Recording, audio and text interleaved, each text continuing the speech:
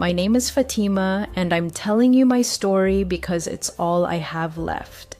I'm 22 now, sitting in a small room in Jordan, safe at last. But my heart still carries Yemen, the smell of my mother's cardamom coffee, the sound of the adhan echoing through our town, the laughter of my little sister, Aisha. I want you to know me, to feel what I felt, because maybe then you'll understand why I risked everything. It started 5 years ago, when I was 17 in a small town near Sana'a. Back then, I didn't know my world was about to break apart. Our house was simple, made of sun-baked bricks, with a courtyard where Mama grew mint and jasmine.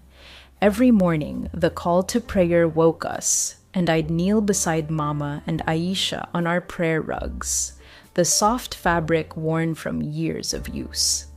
My father, Baba, was a respected man, always at the mosque, helping with charity or teaching boys to recite the Quran. He was strict but kind, his eyes softening when he brought me dates from the market. "Fatima, my heart," he'd say, "you'll make us proud." I wanted to, so badly, but deep inside, something was stirring, like a seed buried in the dark, waiting for light. I wore the niqab like all the girls in our town. It covered everything but my eyes, and sometimes I felt like it hid me from myself.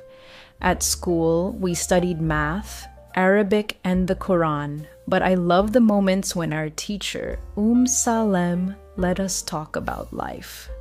One day, in a quiet corner of the schoolyard, my friend Salma whispered something that changed everything. "Fatima," she said, her eyes darting around, "have you ever wondered if there's more to God than what we're told?" I froze. In Yemen, asking questions like that was dangerous. Apostasy, leaving Islam, could mean death. But Salma's words stuck, like sand in my shoes after a walk in the desert. Salma was different. She was brave, always sneaking books from her uncle's shop, reading things we weren't supposed to.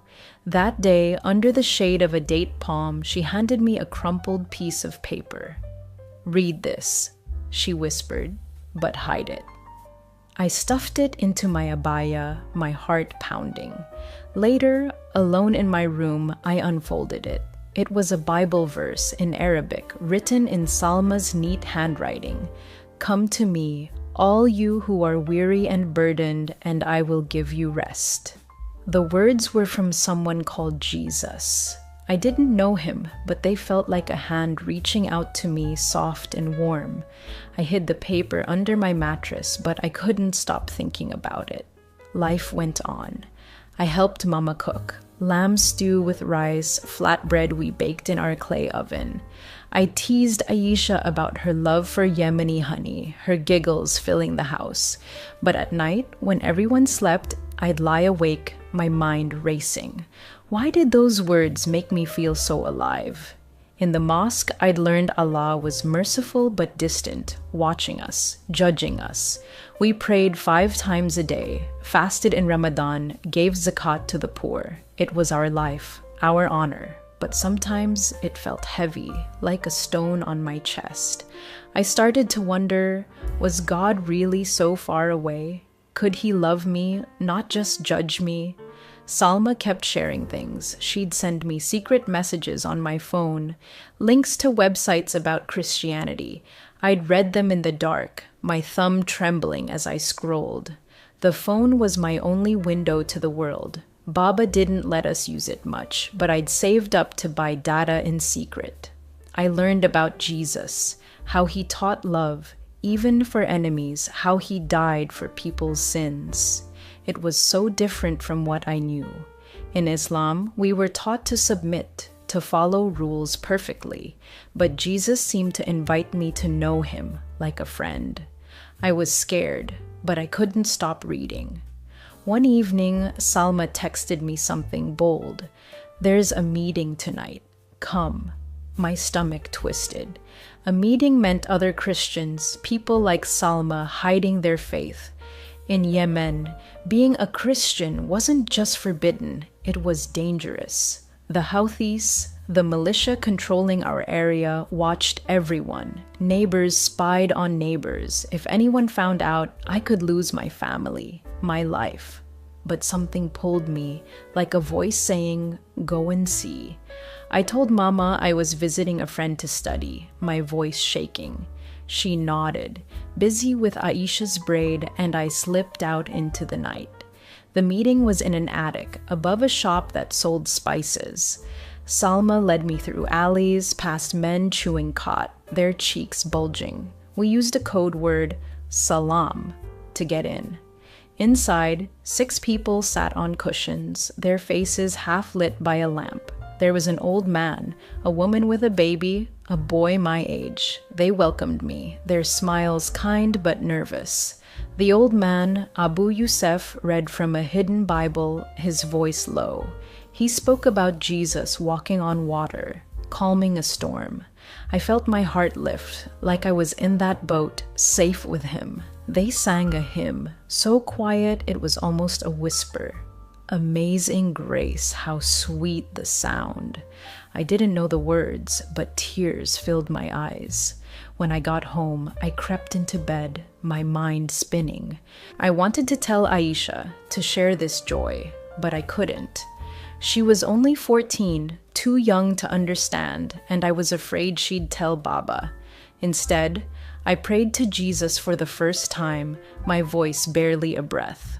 "If you're real," I whispered, "show me. Keep me safe." I felt something, peace like a warm blanket over my heart, but fear came too, sharp and cold. In Yemen, leaving Islam wasn't just a choice, it was a crime. I'd heard stories, girls beaten, locked away, or worse, taken by militias. My town was small and eyes were everywhere. If anyone found out, I'd lose everything. Days turned into weeks. I went to more meetings when I could, sneaking out after Maghrib prayer when Baba was at the mosque. Each time, I felt closer to Jesus, but also farther from my family. Mama noticed I was quieter. "Fatima, what's wrong?" she'd ask, stirring coffee in our tiny kitchen. I'd smile, say I was tired, but my heart ached. I loved her so much, her hands, rough from washing clothes, her stories about her own girlhood. I loved Baba's laugh, Aisha's chatter, but I couldn't share my secret. It felt like betraying them, like I was tearing our family apart. One afternoon, in the market, I saw something that made my blood run cold. A man was shouting, pointing at a woman in a black abaya. "She's a kafira," he yelled. "She read their book." People gathered, muttering, throwing stones. The woman's face was hidden, but her sobs cut through me. Soldiers came, Houthi men with rifles, and took her away. I stood frozen, clutching my basket of tomatoes.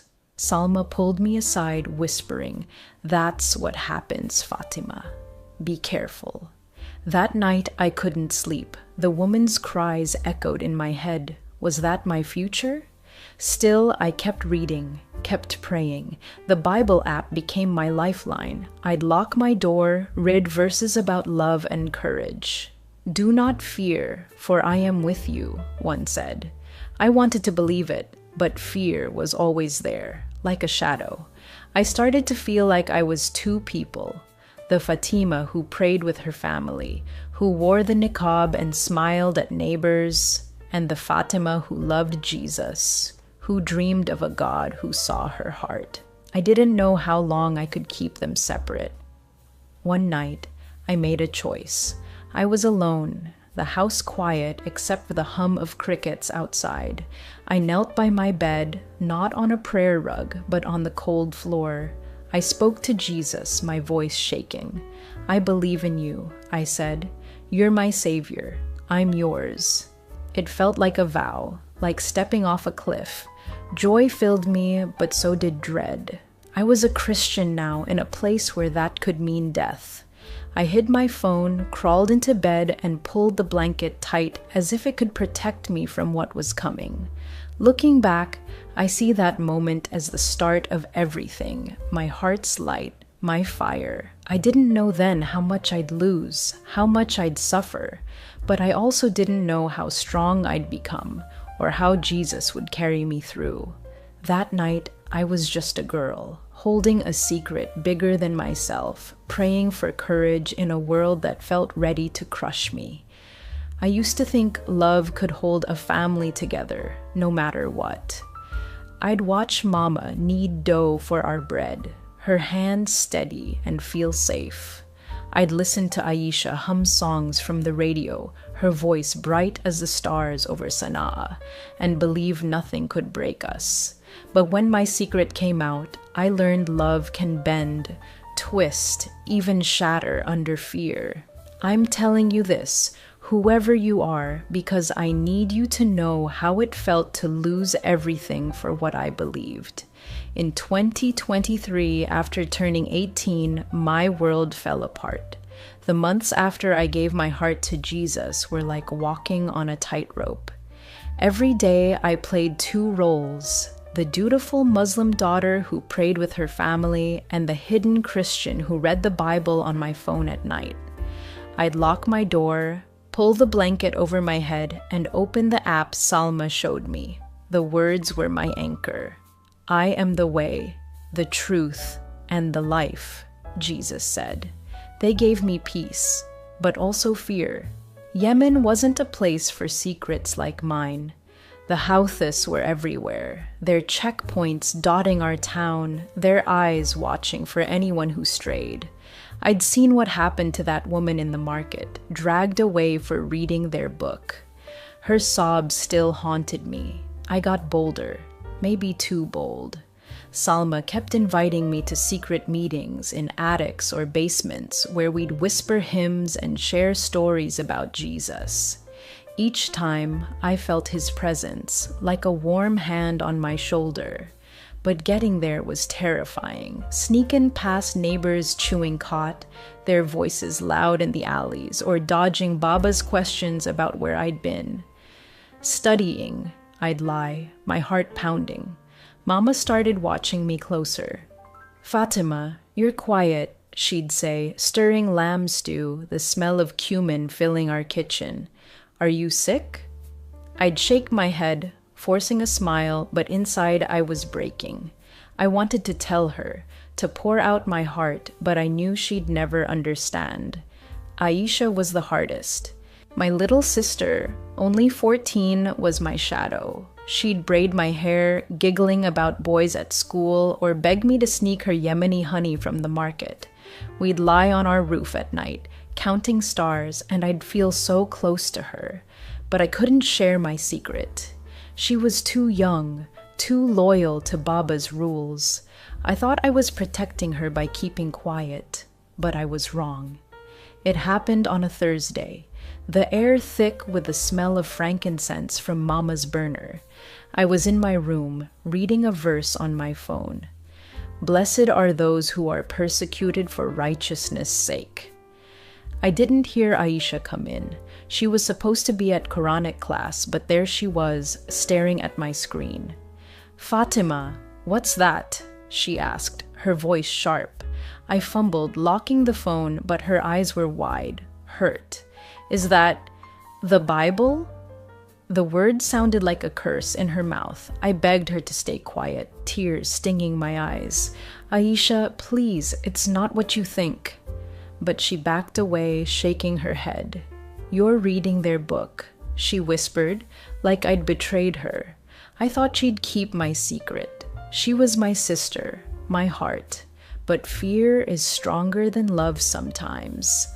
That night, I heard her crying to Mama in the kitchen. "Fatima's reading bad things," she sobbed. "She's not one of us anymore."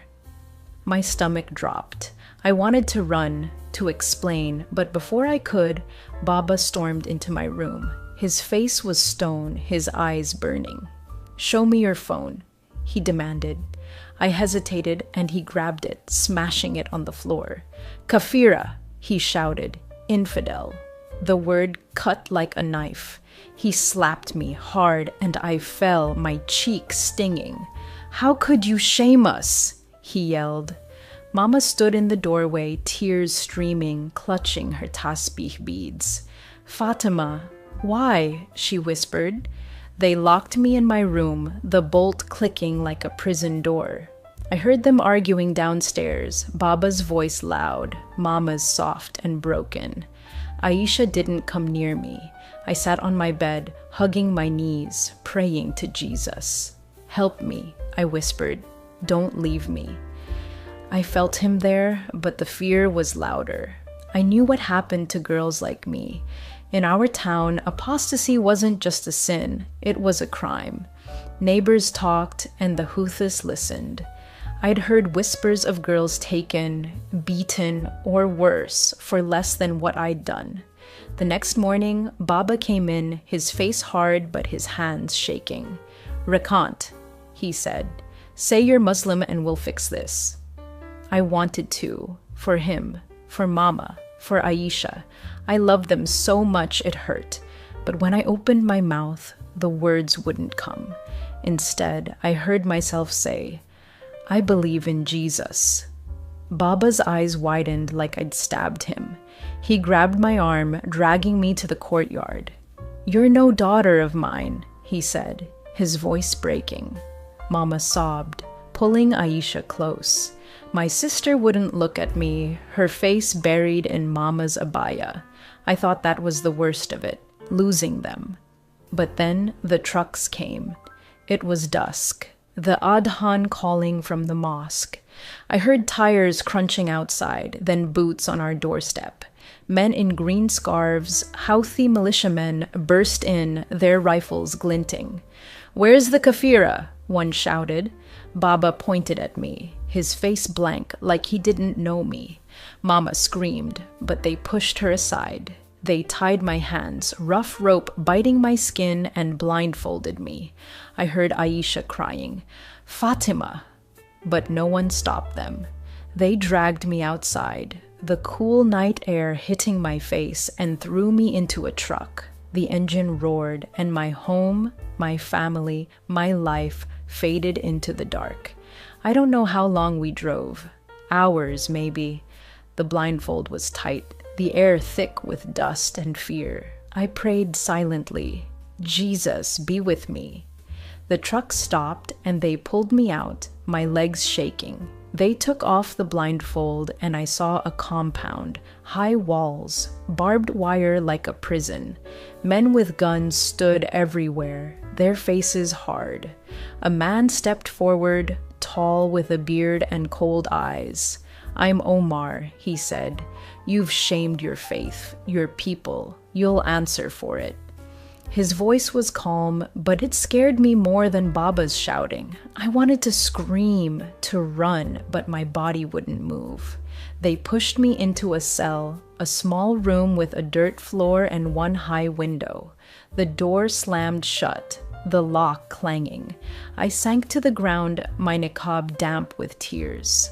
I thought of Mama's hands, Aisha's laugh, the way Baba used to carry me on his shoulders when I was little. They were gone now, and I was alone. I pulled my knees to my chest, whispering a hymn Salma taught me. "Amazing grace, how sweet the sound." The words were shaky, but they kept me from breaking. Omar came the next day. He sat across from me, a table between us, his rifle leaning against the wall. "You've read their book," he said, like it was poison.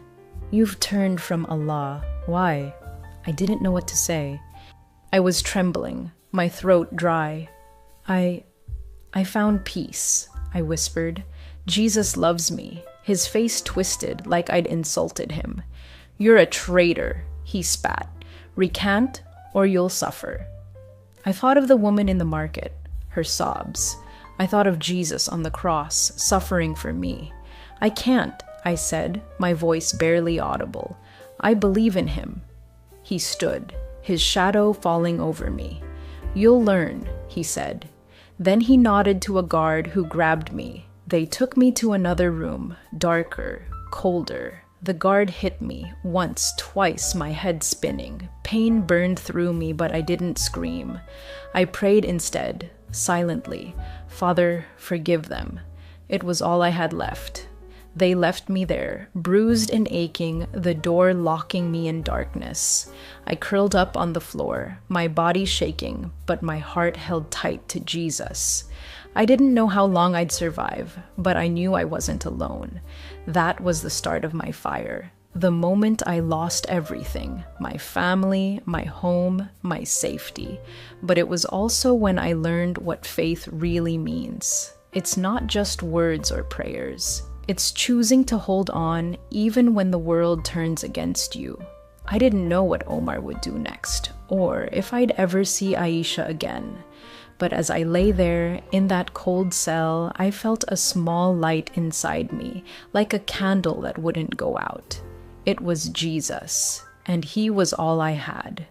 Darkness has a way of swallowing you whole, like you're sinking into a well with no bottom. In that cell, I learned what it meant to be truly alone, yet never alone. It was 2023, and I was 18, locked in a Houthi compound somewhere in Yemen. My family was gone, my home a memory, but my faith was a tiny flame flickering in the dark. The cell was small, with a dirt floor that smelled of damp earth and fear. A single window, high up, let in slivers of light, just enough to remind me there was a world outside. The walls were rough, scratched with marks from others who'd been here. I wondered who they were, what they'd done. Were they like me, caught for believing in something forbidden? The guards gave me a thin mat to sleep on, a bucket for a toilet, and a cup of water with stale bread once a day. My body ached from the beatings, my cheek still swollen from that first day with Omar. But the pain in my heart was worse. Losing Mama's smile, Baba's pride, Aisha's laughter. My sister's face haunted me, her voice saying, "You're not one of us anymore." They wanted me to break, to say I was Muslim again, to spit on Jesus. Omar came often, sitting across from me in that cold room, his eyes like knives. "You're young, Fatima," he'd say, his voice smooth but cruel. "You can still save yourself. Recant."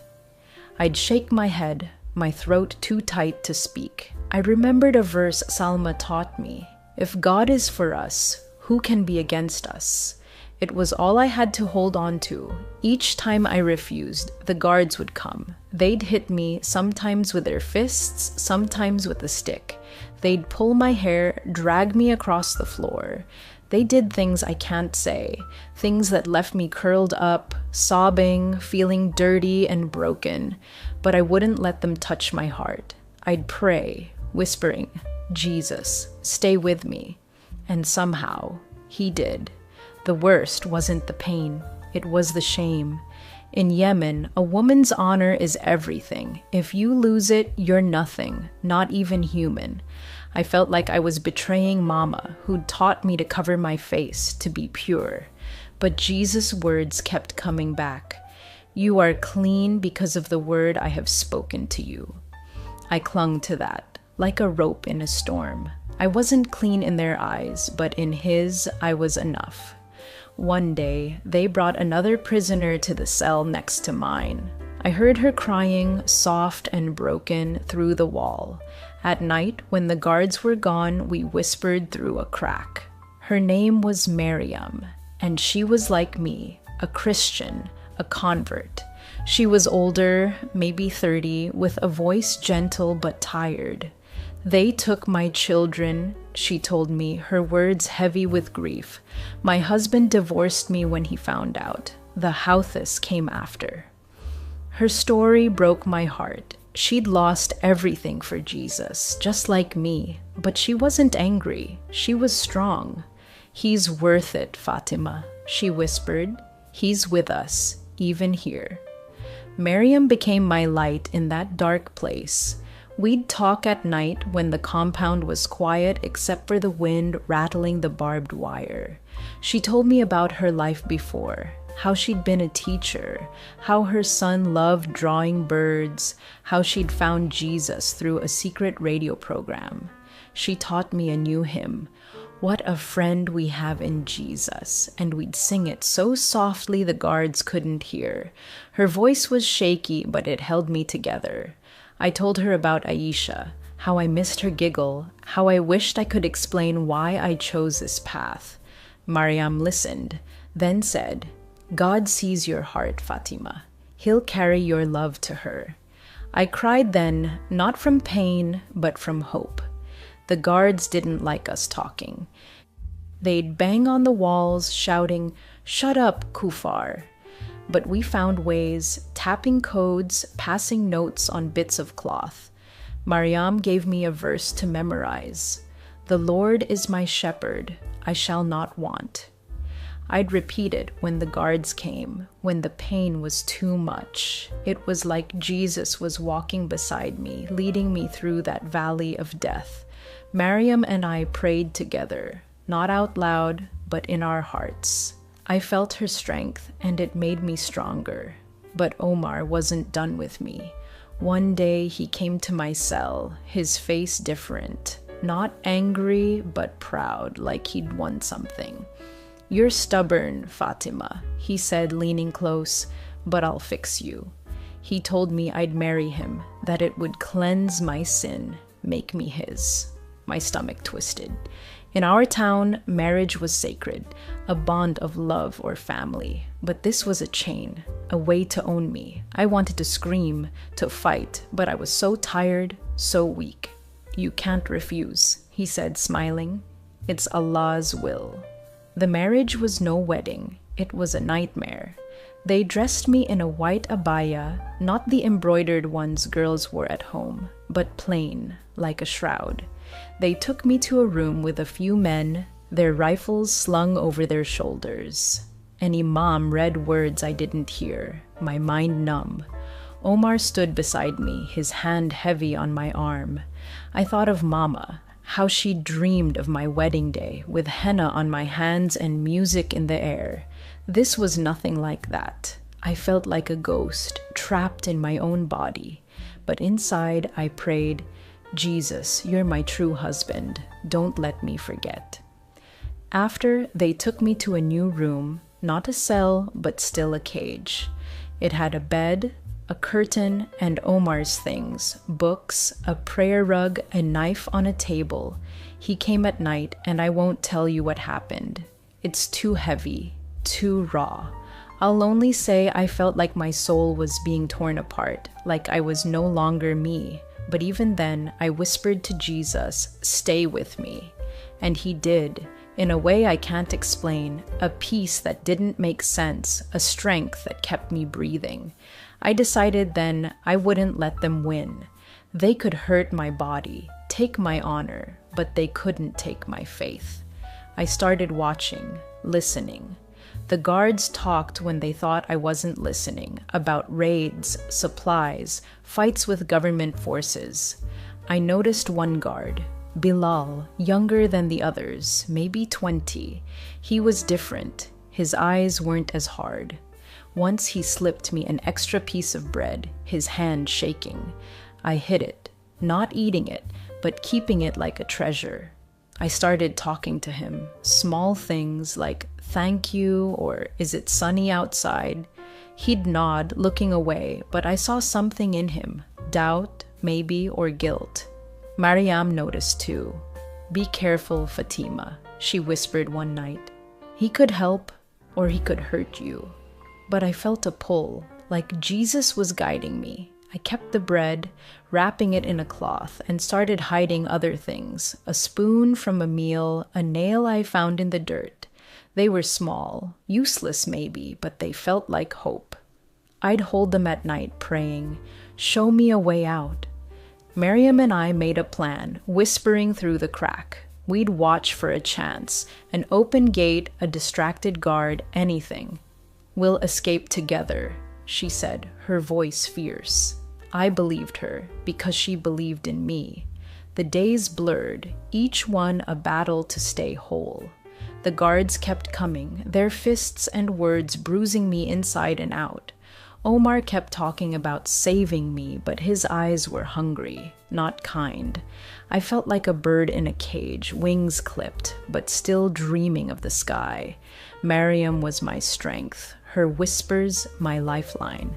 We'd pray together, silently, our hearts joined. He leads me beside still waters, I'd think, picturing a place where pain couldn't reach me. One night after Omar left, I lay on the bed, my body aching, my heart heavy.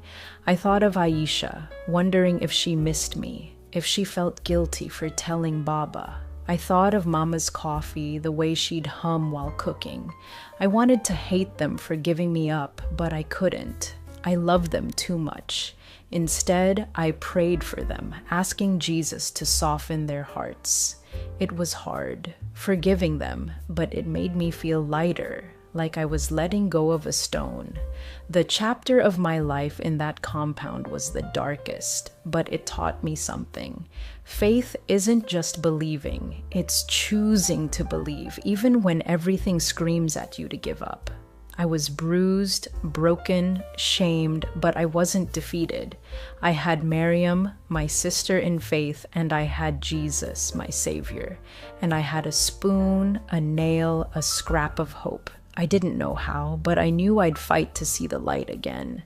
I learned in that dark compound that hope can be as small as a spoon, as fragile as a whispered prayer, but strong enough to pull you through hell. It was 2024, and I was 18, maybe 19. I'd lost track of time in that cell. The world outside was a war, with bombs and hunger tearing Yemen apart. But inside me, a different war raged. I was fighting to stay alive, to keep my faith, to hold on to the light I'd found. The compound was a cage, its barbed wire glinting under the sun, its guards watching every move. Mariam and I had been planning for weeks, whispering through the crack in our cell's wall. We had a spoon, a nail, a cloth-wrapped piece of bread. Small things, but they felt like weapons. Bilal, the young guard, was our hope. He was different, his eyes softer, like he didn't belong with Omar's men. I'd thank him for water, ask about his day, anything to make him see me as human. Once he lingered, muttering, "This isn't right." I saw a crack in him, like light through a broken wall. Mariam warned me to be careful, but I prayed, "Jesus, use him. Show us a way." The chance came on a night when the sky roared. Airstrikes, government forces hitting Houthi targets, shook the compound, dust falling from the ceiling. The guards were shouting, running, their radios crackling. I heard Bilal's voice outside my door, nervous. "Fatima," he whispered, slipping me a key through the bars. "Go now, the gate's open." My heart raced. I didn't know if I could trust him, but I felt Jesus nudge me like a hand on my back. I grabbed the spoon, the nail, my courage, and waited for the next explosion. When it came, the ground shook, and I heard boots fading down the hall. I unlocked my door, the key trembling in my hand, and ran to Mariam's cell. She was ready, her face pale but fierce. "We do this together," she whispered, gripping my hand. Her fingers were cold, but her eyes burned with hope. We crept through the shadows, past rooms filled with guns and crates, the air thick with smoke. The open gate was ahead, unguarded, just like Bilal said. I wanted to thank him, but there was no time. We ran into the night, the desert stretching before us, vast and terrifying. The air was cold, the sand sharp under my bare feet. I'd lost my shoes somewhere in the compound, and Mariam's abaya was torn. We didn't speak, just ran, our breaths loud in the silence.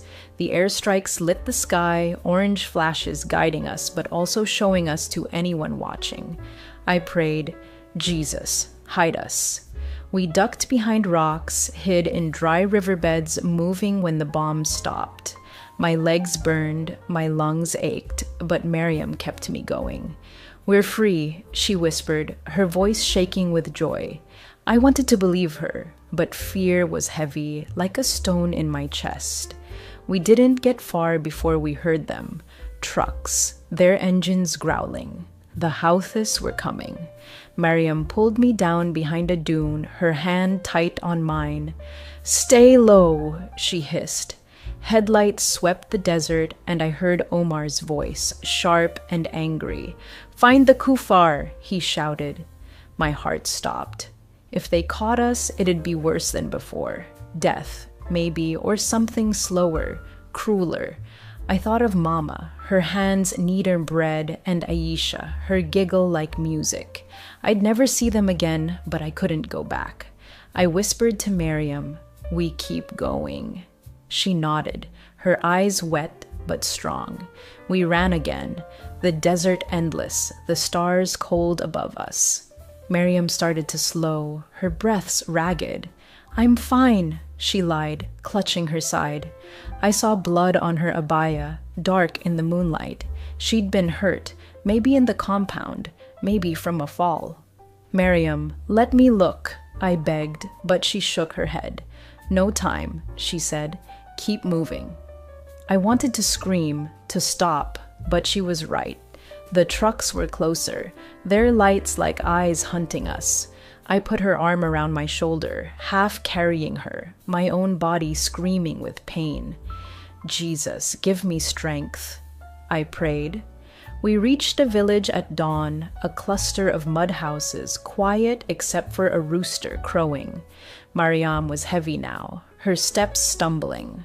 I knocked on a door, my heart pounding. An old woman answered, her face wrinkled like a dried date. I begged for help, my voice breaking. "Please, they're after us." She hesitated, then pulled us inside, hiding us in a back room with sacks of rice. "The Houthis come here," she whispered. "Stay quiet." She gave us water and a rag for Miriam's wound, but her eyes were scared. I knew she was risking everything for us, a stranger's kindness in a world of fear. Miriam's breathing was weak, her face gray. I cleaned the wound, a deep cut on her side, oozing blood. "You'll be okay," I lied, tears falling. She smiled, faint but real. "Fatima, you're my sister," she said. "Jesus brought us together." She hummed our hymn. What a friend we have in Jesus, so soft I barely heard it. I sang with her, our voices trembling, holding each other in that tiny room. I prayed for a miracle, but her hand grew cold in mine. "Go on without me," she whispered. "Live for him." I shook my head, sobbing. "No, we're together." But her eyes closed, and she was gone, her face peaceful like she'd found the still waters she loved. I don't know how long I held her, crying into her abaya. The old woman touched my shoulder. "You must go," she said. "They're coming." I didn't want to leave Miriam, but I heard trucks outside, men shouting. I kissed her forehead, whispering, "I'll see you in heaven." The woman gave me a scarf to cover my face and pointed to a path behind the village. "There's a man, a smuggler, 2 miles north," she said. "He helps people like you." I nodded, my heart breaking, and ran, Miriam's hymn echoing in my head. The desert was cruel, hot by day, freezing at night. I walked for hours, my feet bleeding, my stomach empty. I had no food, no water, just the nail and spoon in my pocket, useless now. I thought of Miriam, her strength, her love. I thought of Aisha, wondering if she prayed for me. I prayed for her, for Mama, for Baba, even for Bilal, who'd risked everything to help us. "Jesus, lead me," I whispered, my voice dry as the sand. I felt him, not in a big way, but small, like a breeze telling me to keep going. The smuggler was waiting in a ravine, a thin man with a truck that looked ready to fall apart. "You're the Christian girl," he said, not unkindly. I nodded, too tired to speak. He drove me through back roads, past checkpoints, hiding me under blankets when soldiers passed. He didn't ask questions, but he gave me water and dates, sweet and sticky like the ones Baba used to bring. I wanted to cry, to thank him, but I was numb. At one stop, another man joined us, saying the Houthis were close, searching for a runaway. I prayed harder. Hide me, Jesus. The journey took days, maybe a week. We crossed mountains, slept in caves, moved only at night. Once, a smuggler betrayed us, demanding more money we didn't have. I thought we'd be caught, but the first man argued, shoving him away. "She suffered enough," he said. I don't know why he fought for me, but I saw Jesus in him, in his rough hands and tired eyes. Finally, we reached the border with Jordan, a line in the sand that meant freedom. The smuggler stopped, pointing to a camp in the distance. "Go," he said. "You're safe now." I stumbled across the border, my legs giving out. I fell to my knees, the ground hard under me, and sobbed. I was free, but I'd lost so much: Miriam, my family, my home. The camp was crowded, full of refugees like me, their faces hollow with stories I'd never know. A woman in a headscarf gave me bread and a blanket, her smile kind but sad. I sat under a tent, the desert wind cold, and prayed. "Thank you, Jesus, for saving me, but why not Miriam?" I didn't understand, and maybe I never will, but I felt him there in my tears, in the sunrise painting the sky gold. I was in Jordan, alive, but my heart was heavy with grief. Mariam's face, her voice, her faith, they were with me like a light I'd carry forever. I'd escaped the compound, the Houthis, Omar's chains, but I hadn't escaped the pain. I thought of Aisha, wondering if she'd ever forgive herself for telling Baba. I thought of Mama's coffee, Baba's laugh, the life I'd never have again. But I also thought of Jesus, how he'd walked with me through the desert, through the dark. I was broken, but I was his, and that was enough to keep going. I'm safe, but safety doesn't erase the scars. I carry Yemen in my heart, the smell of Mama's cardamom coffee, Aisha's giggle, the desert wind that carried me to freedom. I carry Mariam too, her voice singing hymns in that dark cell. I'm telling you my story because I want you to know how I found light again, how Jesus held me when I thought I'd break, and how I learned to live even after losing everything. When I crossed into Jordan, I collapsed, my body empty, my heart heavy. The refugee camp was a maze of tents filled with people like me, eyes hollow, stories silent. A woman named Hannah, her headscarf bright with flowers, gave me bread and a blanket. "You're safe now," she said, her smile soft. I nodded, but I didn't feel safe. I felt lost, like a leaf torn from a tree, floating nowhere. I'd escaped Omar, the Houthis, the compound, but I couldn't escape the memories. Miriam's cold hand, Baba's angry eyes, Aisha's tears. At night, I'd wake up screaming, seeing Omar's face, feeling the ropes on my wrists. I'd pray, "Jesus, take this away." But the pain stayed, sharp as a knife. Hannah took me to a church, a small building hidden in a back street of Amman. I was scared to go. After the compound, any place felt like a trap. But when I stepped inside, I heard singing, soft and warm, like the hymns Mariam taught me. What a friend we have in Jesus. The sound wrapped around me like Mama's arms when I was little. The pastor, a man with kind eyes named Sami, welcomed me. "You're home here," he said. I didn't believe him at first. Home was Yemen, with its markets and minarets, but that home was gone. Still, I kept going to church, sitting in the back, listening to stories of Jesus healing the broken. Each time, I felt a little less alone. The church became my family. There were others like me, Yemeni refugees, some Christians, some not. A woman named Layla, who'd fled the war, taught me to sew, her fingers quick with needle and thread. She'd laugh, saying, "Fatima, you're better at praying than stitching." I'd smile, my first real smiles in months. A boy, Yusuf, who'd lost his parents, drew pictures of birds, like Mariam's son. I'd watch him, remembering her, my heart aching but grateful. These people didn't know my story, but they loved me, and that love felt like Jesus's hands holding me up.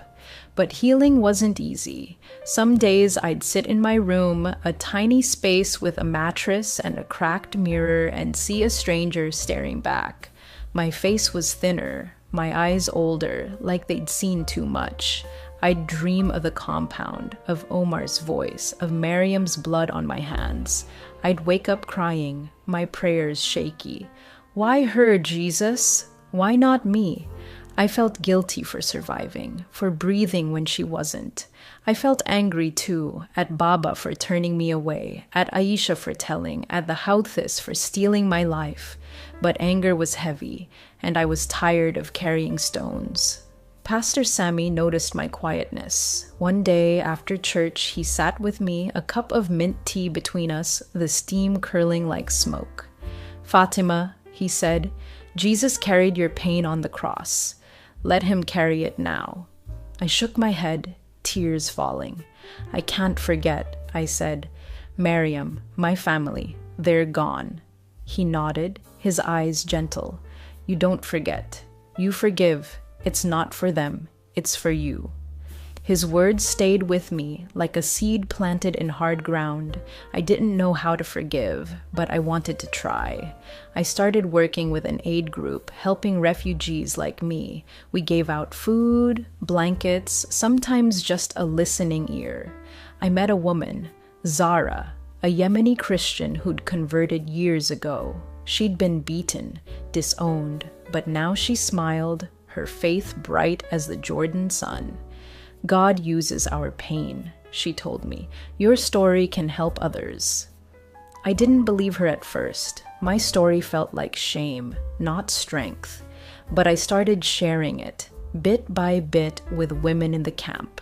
I told them about Jesus, how he'd walked with me through the desert, how he'd loved me when I felt unlovable.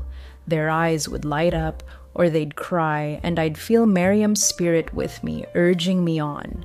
One night, I sat down with a pen and paper, something I hadn't done since Yemen. I wrote a letter to Aisha, my hand shaking. "Dear Aisha," I began, "I miss you. I miss your laugh, the way you'd steal my honey.